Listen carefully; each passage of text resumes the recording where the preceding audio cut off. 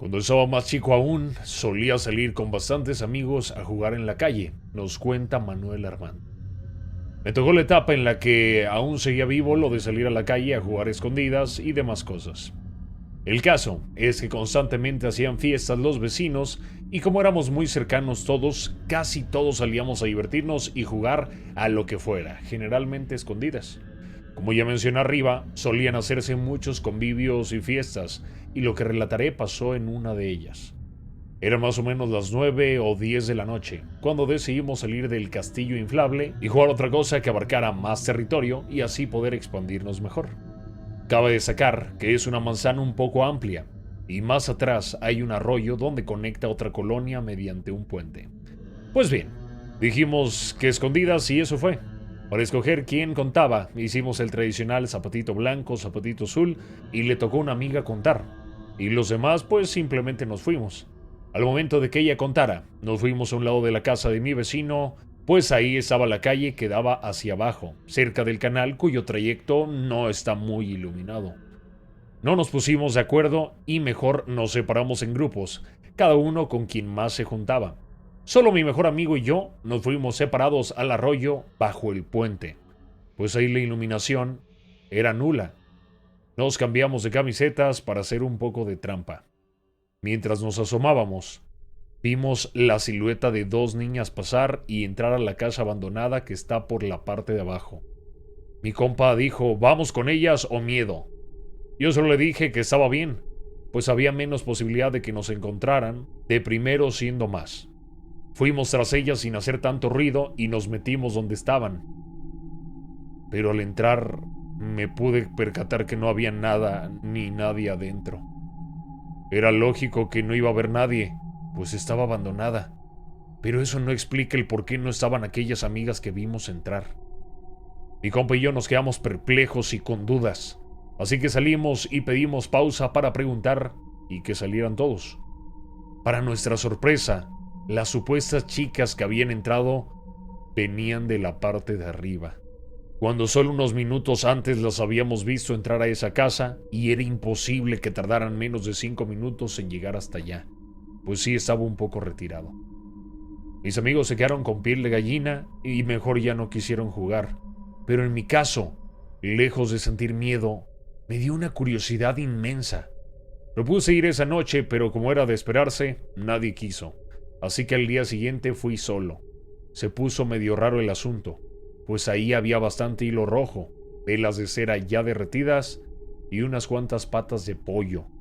Honestamente, a día de hoy, sigo sin saber si tienen relación ambos sucesos, pero algo tengo claro.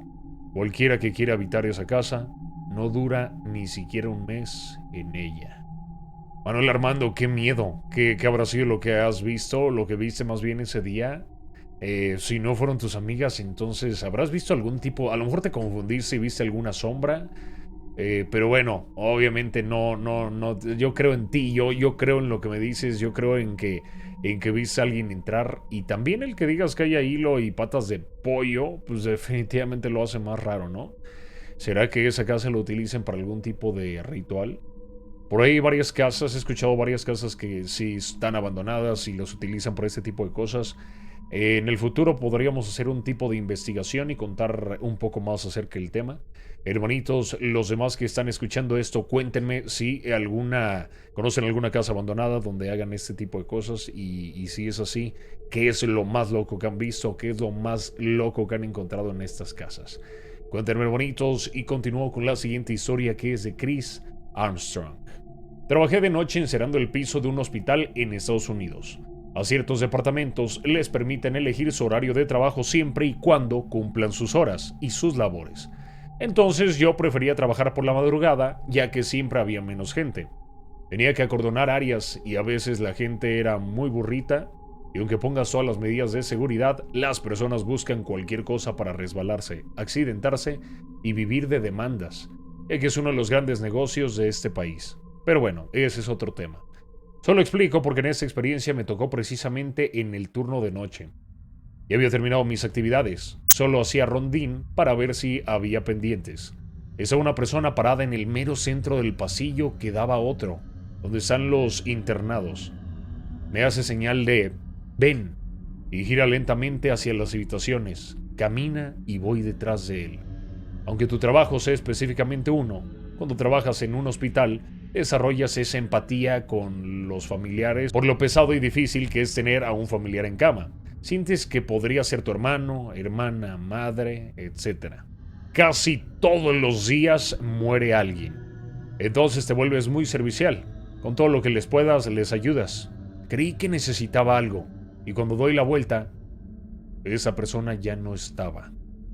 Acabo de decir que cuando trabajas en hospitales te familiarizas con los pacientes o sus familias. Los conoces, sabes quién está en cada cuarto, en cada cama, hasta te alegra que los den de alta.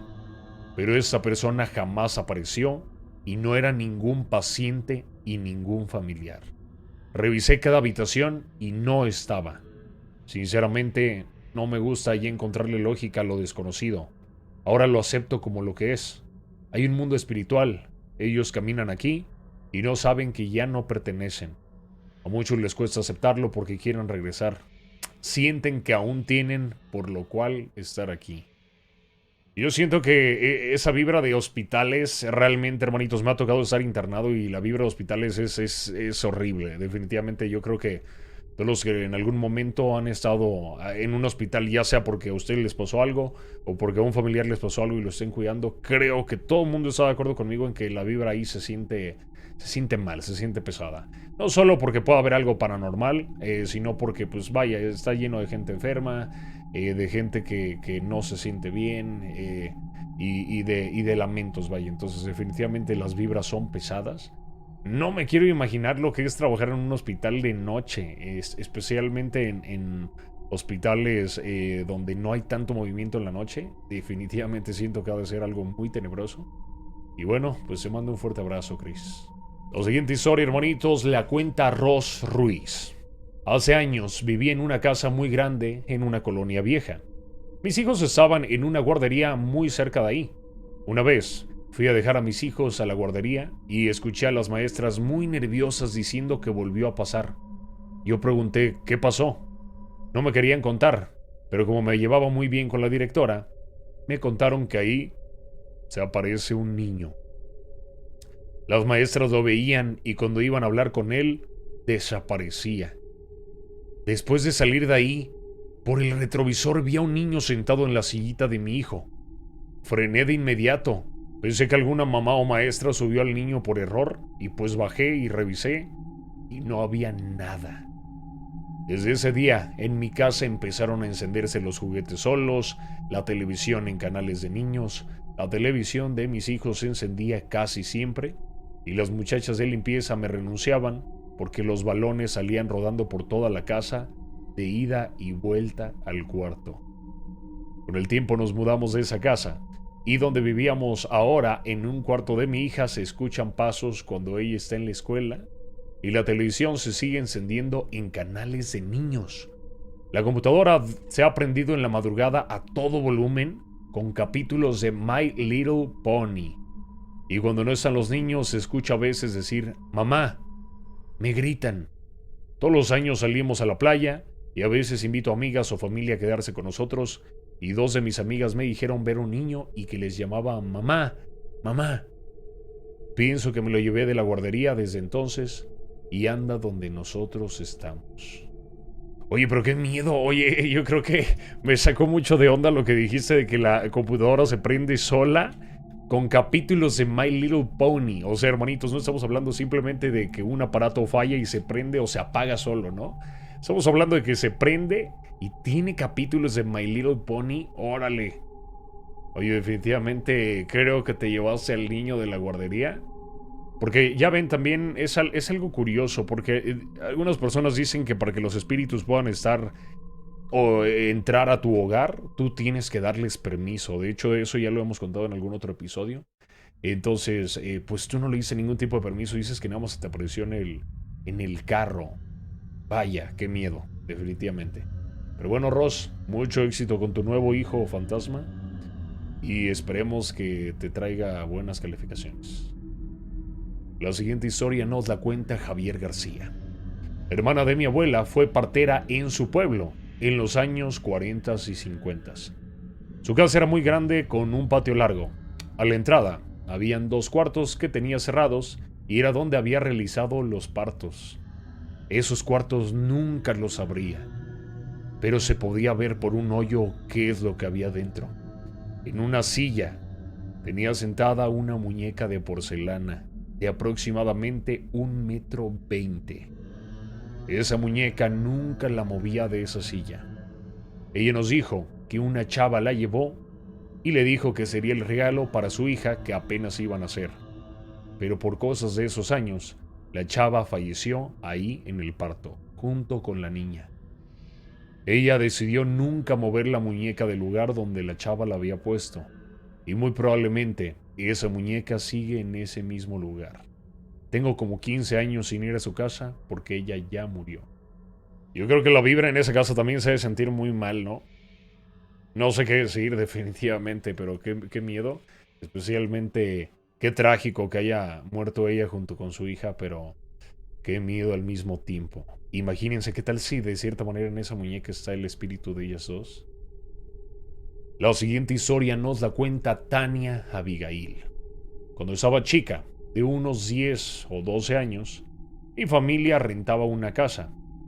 Vivimos en esta casa como por unos 3 a 4 años. Recuerdo muy bien esa casa porque pasaban cosas un poco extrañas. Mientras mirábamos la tele, de repente miras una silueta correr alrededor de la casa. Salías y no había nadie. El tiempo que le tomaba a la silueta recorrer era muy rápido como para que haya sido una persona y se haya brincado la cerca.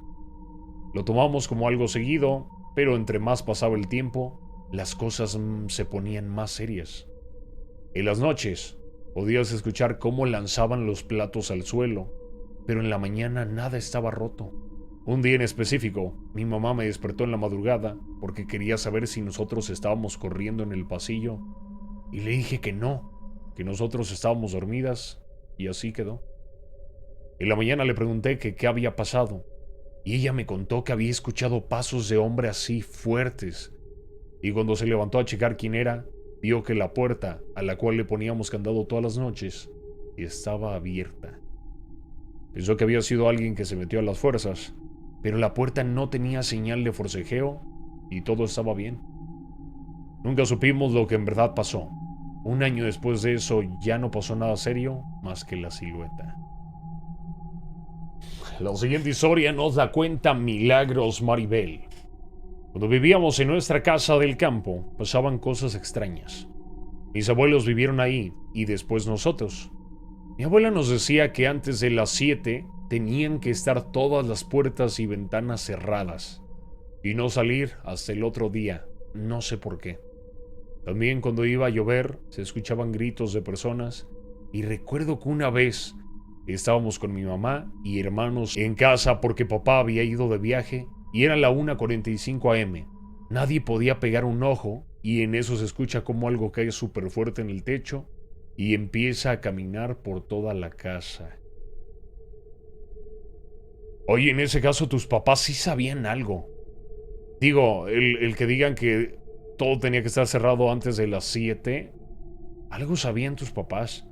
Vaya, obviamente a cualquiera le daría pavor, o al menos en mi opinión, a mí sí me daría mucho miedo vivir en una casa de campo aislada de todo. Imagínate, cualquier persona puede llegar.